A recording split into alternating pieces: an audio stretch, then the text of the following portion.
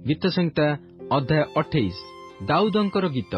हे सदाप्रभु मु तुम्भ निकटरे डाक पकाइबी, हे मोहर शैल मो प्रति नीरव हुओ नाही।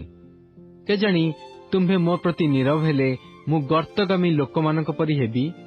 मु तुम्भ निकटरे आर्तनाद कला बेले तुम्भ पवित्र स्थानर गर्भागार आड़े आपणा हस्त टेकिया बेले मो निवेदनर रब श्रवण कर।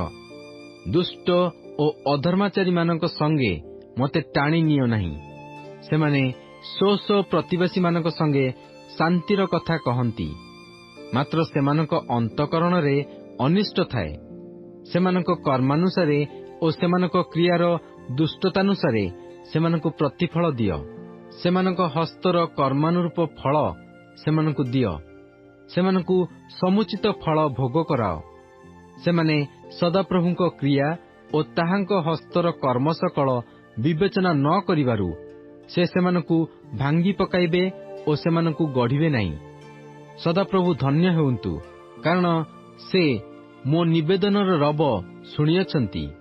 सदाप्रभु मोहर बल ओ मोहर ढाल, मोहर अंतकरण ताहांकठारे भरोसा रखिअछि ओ मु साहाय्य पाइअछि।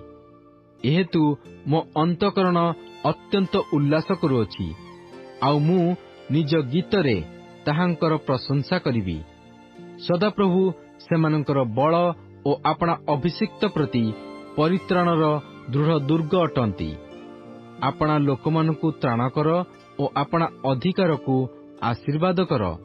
सेमानकु प्रतिपालन कर ओ अनंत काल सेमानकु बहन कर।